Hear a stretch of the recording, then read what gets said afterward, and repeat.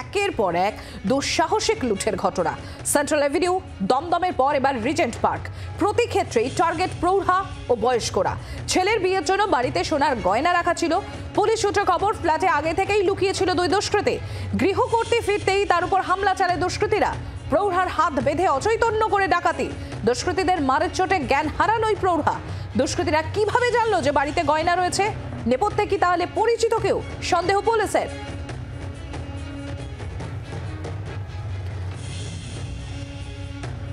আপনাদের যেটা জানাচ্ছিলাম, শহরে একের পর এক এই দুঃসাহসিক লুঠের ঘটনা। সেন্ট্রাল এভিনিউ, দমদমের পর এবার রিজেন্ট পার্ক। প্রতিটি ক্ষেত্রে টার্গেট হচ্ছেন প্রবীণরা। ছেলের বিয়ের জন্য বাড়িতে সোনার গয়না রাখা ছিল। ফ্ল্যাটে আগে থেকেই লুকিয়েছিল দুই দুষ্কৃতী বলে খবর। গৃহকর্ত্রী যখন বাড়ি ফেরেন, ফিরতেই তার উপর হামলা চালায় দুষ্কৃতীরা।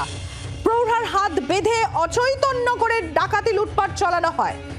দুষ্কৃতীদের মারের চোটে জ্ঞান হারান ওই প্রৌঢ়া। আর এখানেই প্রশ্ন উঠছে, দুষ্কৃতীরা কিভাবে জানলো যে বাড়িতে সোনার গয়না রাখা রয়েছে? তাহলে এর নেপথ্যে কি পরিচিত কেউ? এমনই সন্দেহ পুলিশের। থানার নাকের ডগায় দুঃসাহসিক এই লুঠের ঘটনা।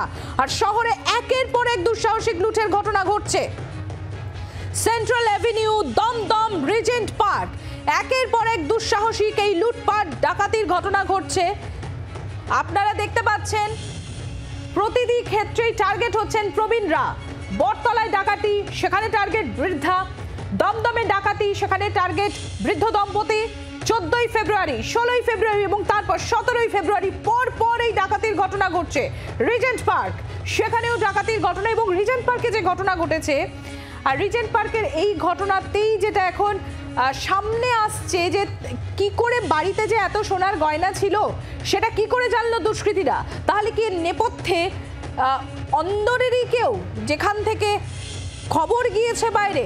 প্রাথমিকভাবে সন্দেহ পুলিশের।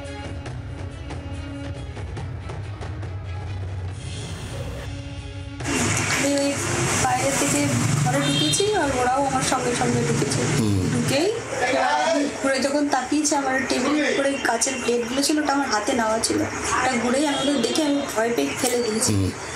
তারপরে ওরা আমি পাশের বাড়ির মাসিমা আছে, খুব জোর চিৎকার করেছে।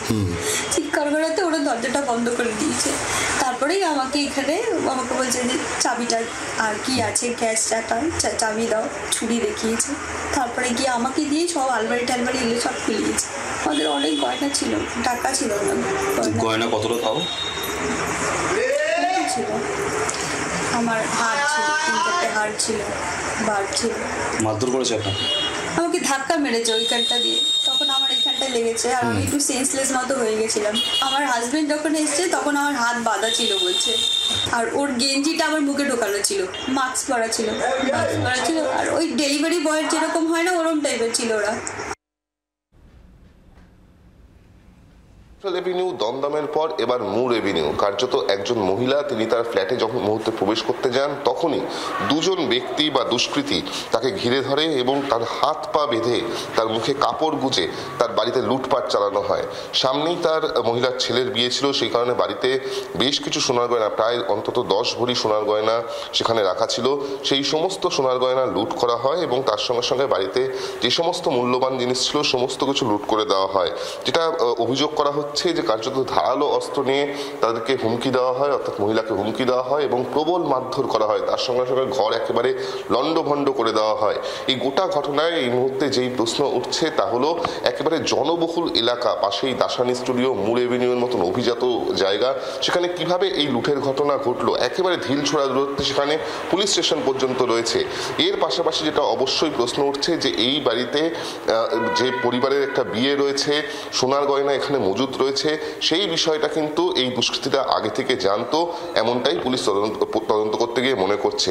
আশপাশে যে সমস্ত সিসিটিভি ফুটেজ আছে সেগুলিকে খতিয়ে দেখা হচ্ছে, পাশাপাশি ক্রিমিনাল ইন্টেলিজেন্স খাটিয়ে এই ঘটনায় কারা কারা যুক্ত তা খতিয়ে দেখছেন এই মুহূর্তে রিজেন্ট পার্ক থানার পুলিশ থেকে শুরু করে লালবাজারের গোয়েন্দা বিভাগ। জি 24 ঘন্টার জন্য ক্যামেরায় তরুণের সঙ্গে বিক্রম দাস, কলকাতা। আর দমদমে ডাকাতি হচ্ছে, আপনারা জানেন 16 তারিখ, আর সেই দমদমে ডাকাতির ঘটনা 24 ঘন্টা পেরিয়ে গিয়েছে, কিন্তু এখনো অধরা দুষ্কৃতীরা।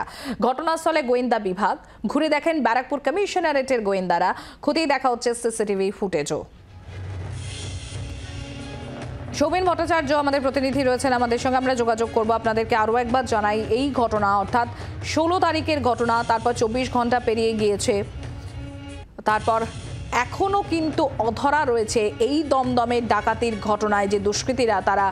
সেখানে আপনাদের সিসিটিভি ফুটেজও আপনাদের সামনে আমরা তুলে ধরেছিলাম, যেখানে দেখা যাচ্ছে দুষ্কৃতীরা তারা ঢুকছে, সেখানে সিসিটিভি ফুটেজে ধরা পড়ে, কিন্তু তারপরে এখনো পর্যন্ত অধরা রয়েছে দুষ্কৃতীরা।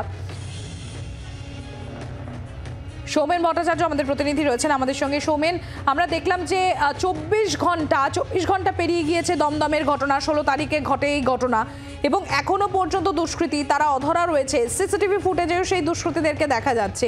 পুলিশের তরফ থেকে কি বলা হচ্ছে? দেখো, এখনো পর্যন্ত 24 ঘন্টা অতিক্রম হয়ে গেছে, এখনো পর্যন্ত কিন্তু দমদম থানায় গতকাল যে অভিযোগ দায়ের হয়েছে যে এক বৃদ্ধার বাড়িতে গতকাল 7 জনের একটি ডাকাত দল তারা ঢোকে এবং ভয় দেখিয়ে, ধারালো অস্ত্র দেখিয়ে কিন্তু লুটপাট চালানো হয়, নগদ টাকা থেকে ধরে সোনার গহনা।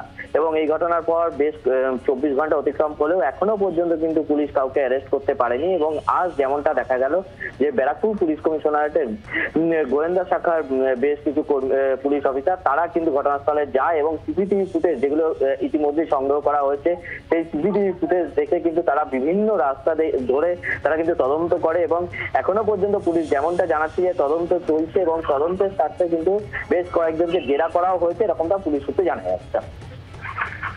ধন্যবাদ সৌমেন। বাংলার আওয়াজ, বাঙালির আবেগ, জি 24 ঘন্টা।